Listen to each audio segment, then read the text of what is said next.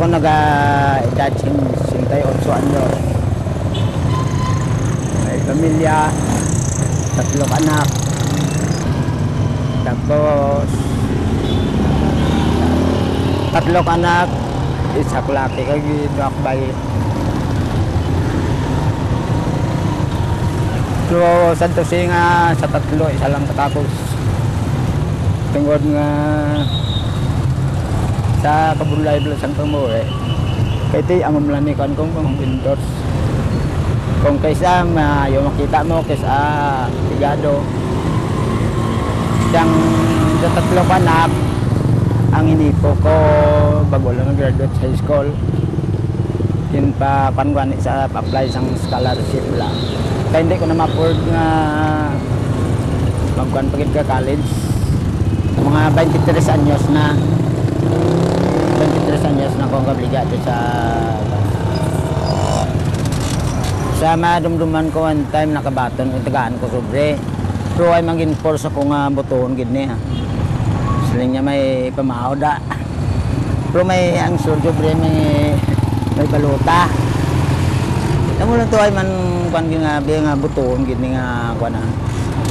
Nga ako na siguro makuan sila no nga sa plabuton nga eleksyon dapat pilion ng ang mga kandidato nga nagapadlagan sa kuan mga mayo. Kung dapat kit mangayo sila guidance kay Lord na kananang kanila tagaan sila alam kan ko sinong dapat sabagay nga ibutang siya pan.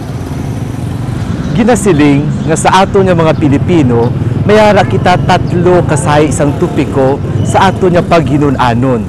Ang sa simbahan, ang sa showbiz, kag ang pamulitika. Kag karon sa panahon sang kampanya kag eleksyon, kita tanan ginahangkat kag ginaagda sa pagpili sa mga lideres sang aton nga komunidad.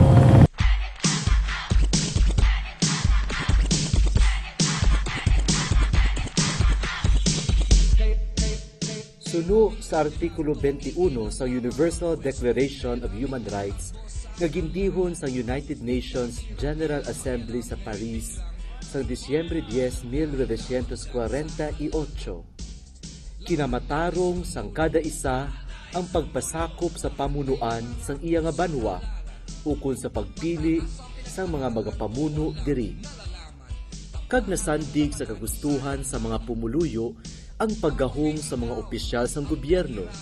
Ini igapakita sa paghiwat sang patas nga pagpiniliay. Kapayapaan kung manalo sa halangan.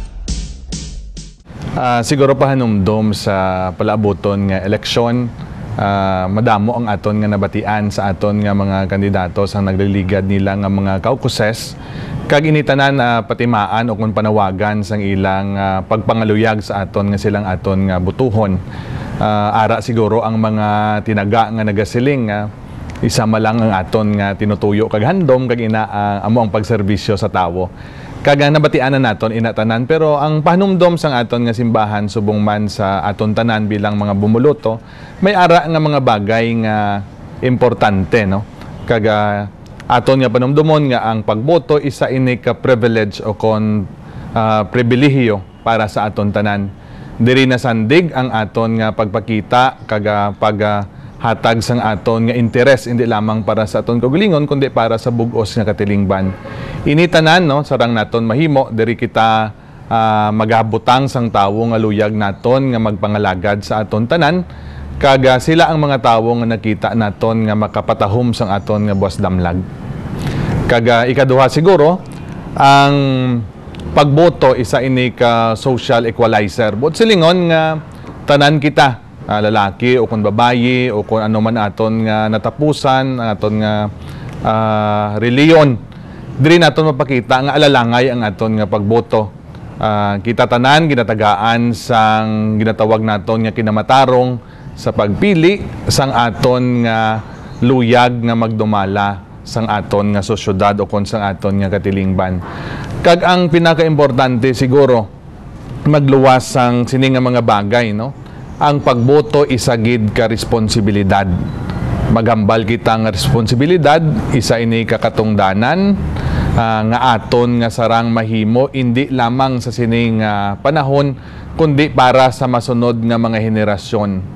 Aton nga panumdumon nga ang mga lideres nga aton nga pagabutuhon, nga ibutang sa pwesto, sila ang magapadalagan sang aton nga komunidad o kon katilingban, be it nasyonal o kon diri sa lokal, sila ang magapadalagan kag patigayon sang aton nga pangginuberno.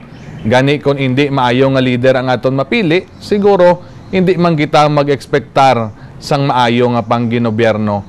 Pero kung maayo nga mga leader ang aton ibutang sa posisyon nga ilang nga ginapadalaganan o kung ginapromesa sa aton, maayo man nga pangginuberno ang aton nga mabaton halin sa ila.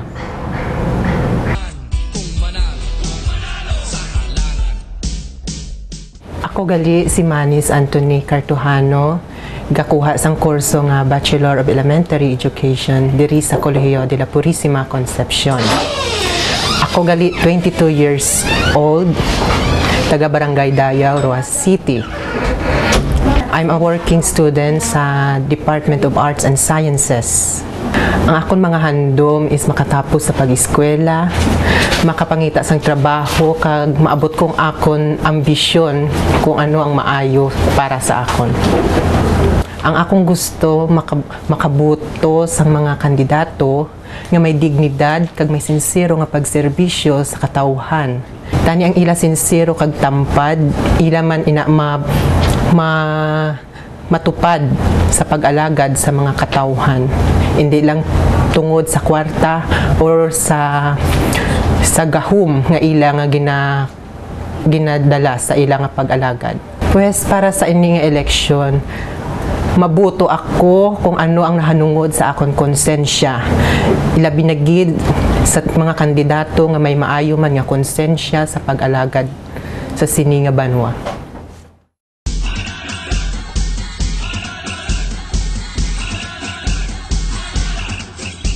Mayara sa duha ka sahi isang eleksyon sa Pilipinas, ang nasyonal kag ang midterm elections. Kag sa kada panahon sa eleksyon, madamo nga mga sektor ang nagapahanumdum sa aton nga magboto sang husto kag insakto. Dahil sa dulo, bawal ang kakamot-kamot sa katanungan. Harap-harap ang iaabot, sinong pinili. Pag ang tinta ay humalik sa daliling siyang ginamit at nagturong na wala ay maibalik, dapat tama. Bukod sa limon, kung saan ang napagpagkampanya may hanap sa black propaganda, it violates the truth. Kung may hanap sa certain tricks or bribery, it violates justice. Kung may hanap sa backstabbing, it violates charity. If there will be cases of vote buying or politics of orgies ang apat ka chain, it violates freedom.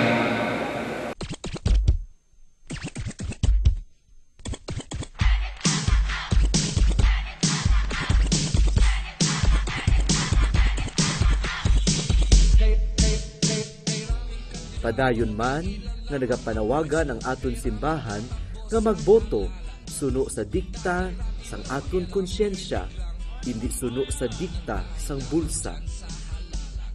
Kag ang mga kandidato ginaagdaman nga manginpatas sa ilang nga karera para sa matawhay kag malinong nga piniliay. Pero sa masami, hindi ini matuman kag nagaresulta sa pagdinayaay kag pag-ilinaway.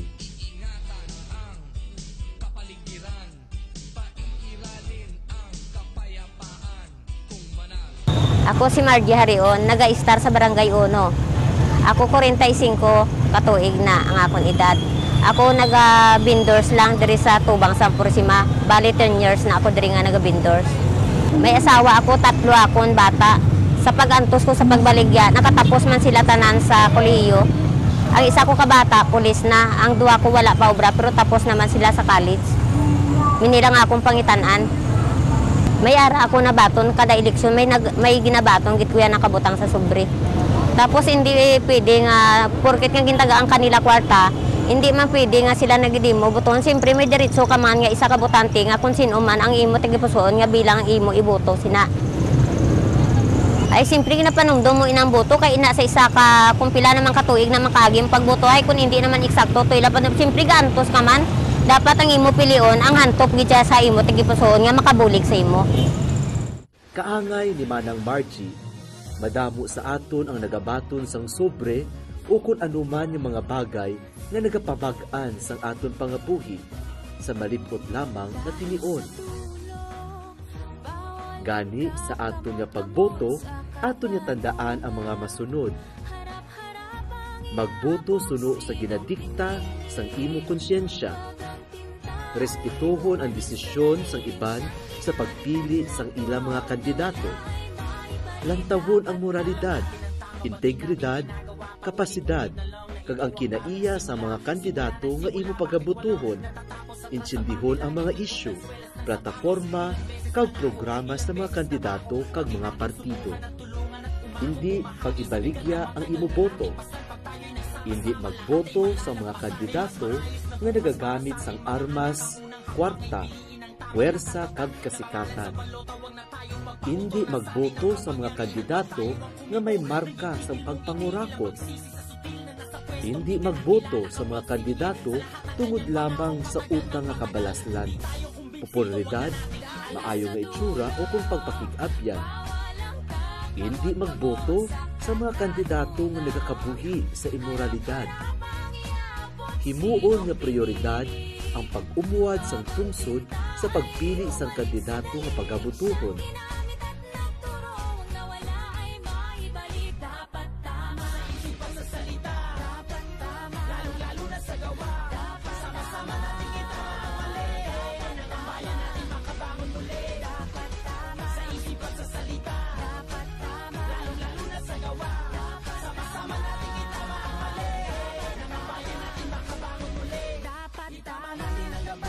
Samtang nagapalapit ang eleksyon, ginahangkat namon kamo nga kilalahon sang maayo ang aton mga kandidato.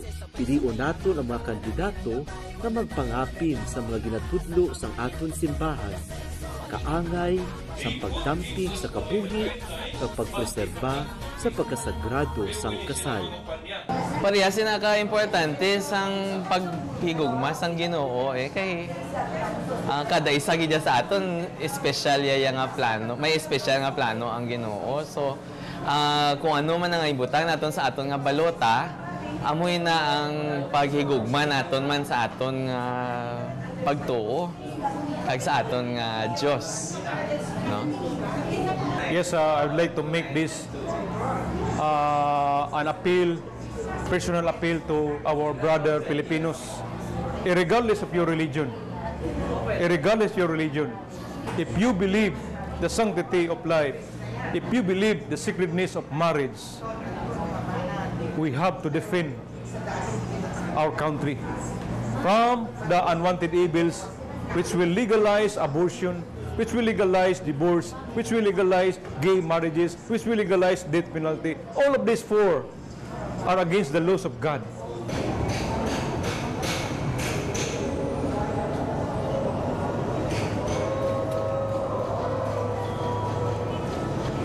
Magpangamuyo kita sa Espiritu Santo, nga ubayan kita unta sa aton nga pagboto.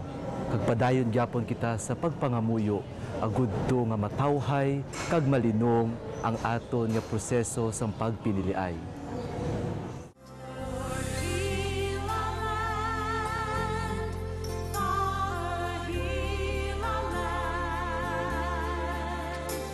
Ako si Father Jose Arturo Emilio O. Arbatin, kag amo ini ang ako na dokumento na tuhoy sa pugi nga simbahan diri sa Capiz. Amo ini ang Church Alive.